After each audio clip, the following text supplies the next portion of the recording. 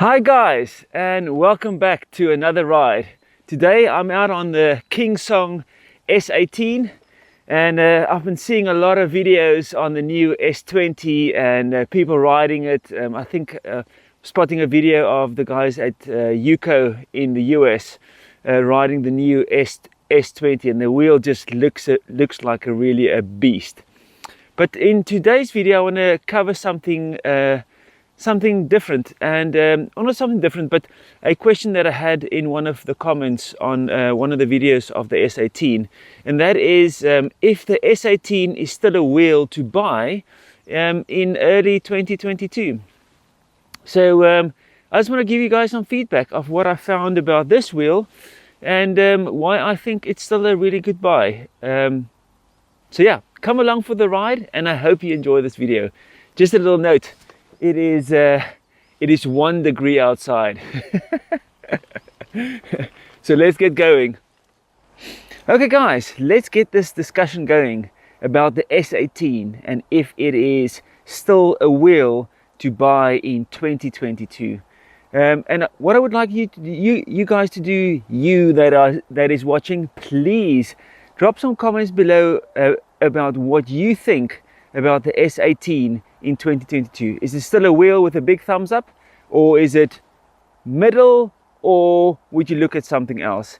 And also drop some comments below about what you would suggest a new rider, a rider, would you suggest this wheel for a new rider or a rider that is would like to upgrade to a more performance wheel, suspension wheel, and would you suggest this wheel to a advanced rider? The advanced rider is he's probably going to know what he wants, so scrap that. But yeah, drop some comments below. I would really like to get your guys' feedback about what you think about this wheel in 2022. Be very interesting. But let me give you my thoughts and why I still really like this wheel in 2022, and especially now, if you buy a wheel now, I think you're going to get a really sorted wheel, because yes, we are probably now on batch I don't know how much, so you're going to get quite a solid wheel with very little issues. Yes, there can still be issues, but hey, that's with anything new that you buy. But because the wheel has gone through such a lot of batches or iterations where they fine-tune everything, I think if you do buy one now, you're going to get a fairly solid wheel. This wheel of mine is batch 1. It came into the UK, and the fit and finish wasn't that great compared to the wheels further down the line, where everything was just sorted. So that's one big benefit from waiting a little bit before you buy a wheel. So yeah, waiting for the wheel to sort itself out, and not jumping on the latest version or the latest wheel is sometimes a good policy. As you know, it's not always easy when the excitement is super high. That's including myself.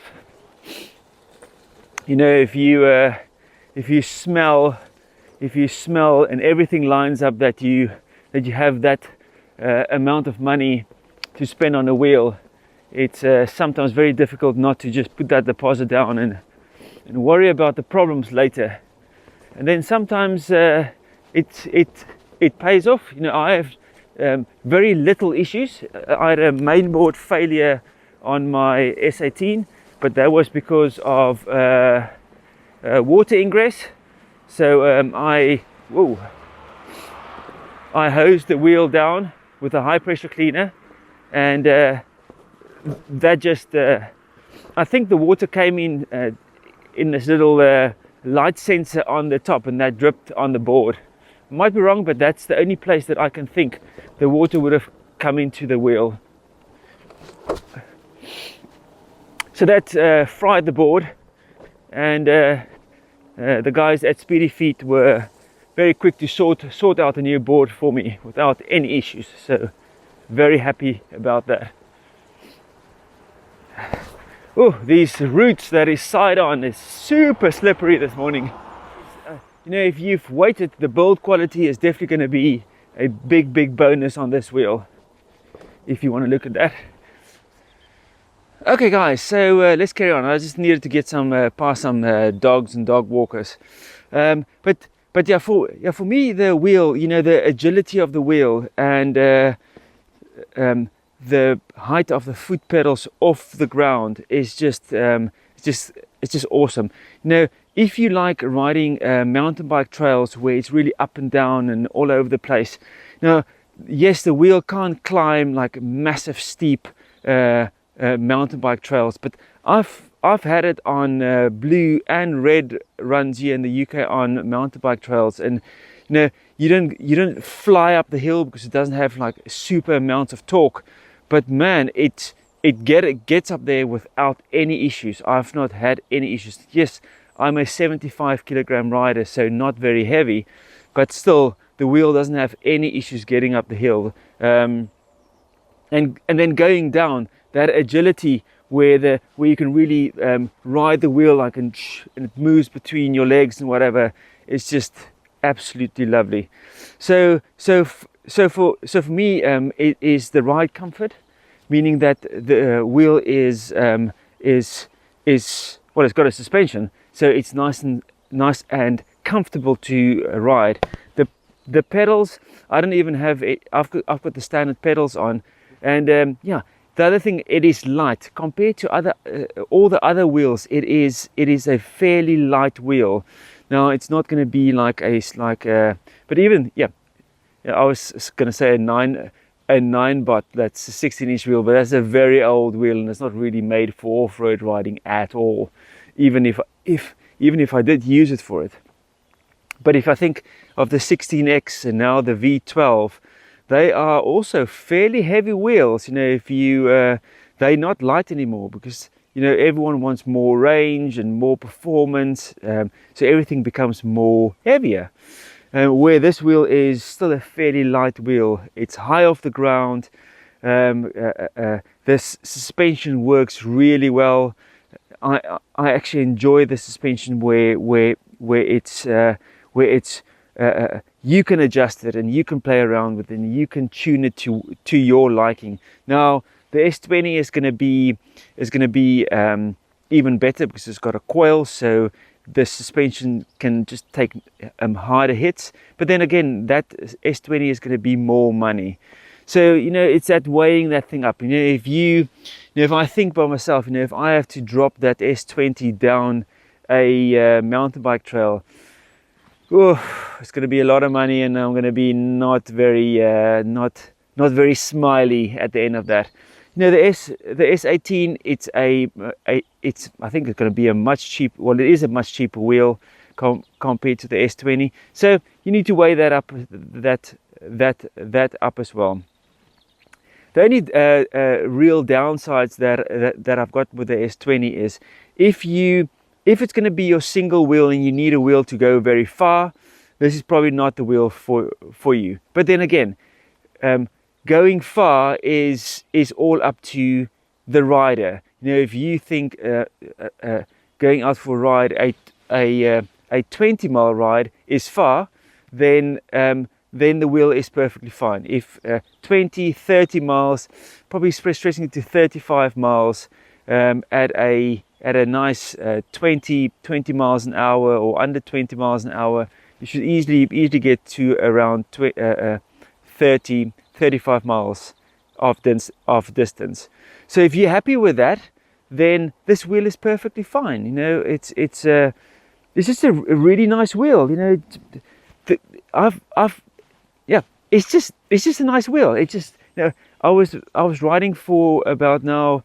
My previous 3 rides were on the Sherman, just to try out that Grizzla pads, And I just jumped the first time now on the S18 again this morning, and I was just going the same route to get out of my town, and this wheel is just so comfortable, man. It's just like the suspension wear just soaks up that small little rough, even the tarmac, and then onto the trail. It just takes that knockoff, and it's just awesome. It is just really nice and comfortable. So that's just my thoughts. Yes, if you're a heavier rider, this is probably not the wheel for you, because you can overpower the wheel if you lean into it, and it is low on battery. It does, I've set my tilt backs to 28 miles an hour, so I get my first beep and the tilt back, everything on that 28 miles an hour. Then yes, the wheel can go to 31 miles an hour, but it's just a little bit of a safety margin. It's all in my head. I control what my my limit is and what I'm happy with traveling at. But yeah, most of the time on this wheel, I usually ride at between 20 and 25 miles an hour. That's sort of a really sweet spot. And I must say, when I did some mountain bike trail riding last summer, I did a 3-hour trip in the forest, and I was knackered. I was sweating from just going up and down, following my mountain bike buddies, and the wheel was sitting at 70%. It's because, when you go down the hill, it puts a little bit of power back into the batteries going up the hill.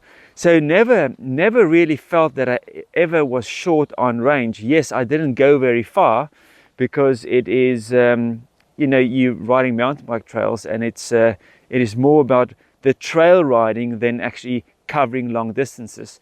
So you do like a section, you ride back, do the same section, just get used to the sections or whatever. So there's a lot of riding, stopping, checking out the trail, and then going down the trail again. So yeah, for trail riding or getting out for an hour or 2 hours, riding at 20 to 25 miles an hour, I've not had any issues with this wheel.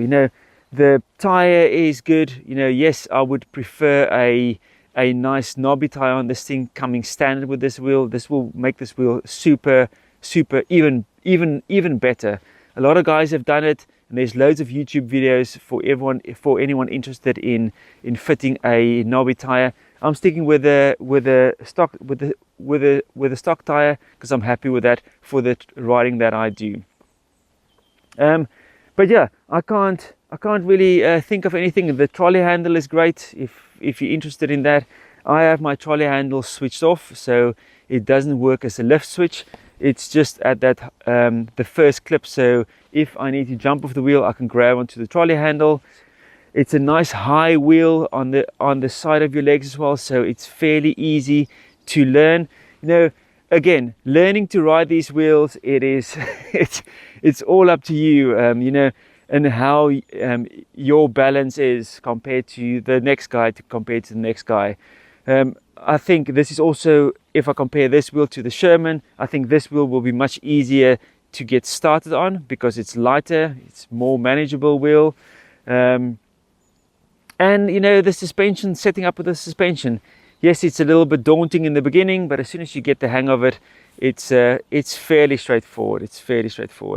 So can't complain. There's actually nothing that I can complain about the wheel, except for if you are a heavier rider and you need more torque and massive hill climb and massive distance. If you don't need that, this wheel is, for me in 2022, is still a smashing wheel.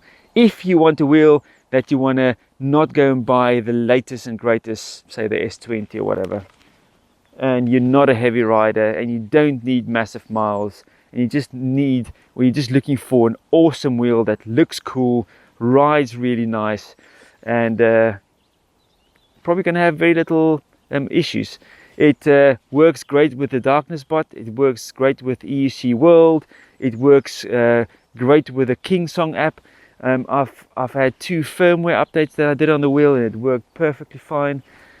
And now with the Gen 2 board in, you know, I've not had any issues. Yes, I now don't ride in the rain and I don't wash the wheel down anymore, but that's sort of a thing that I learned the hard way, and now I just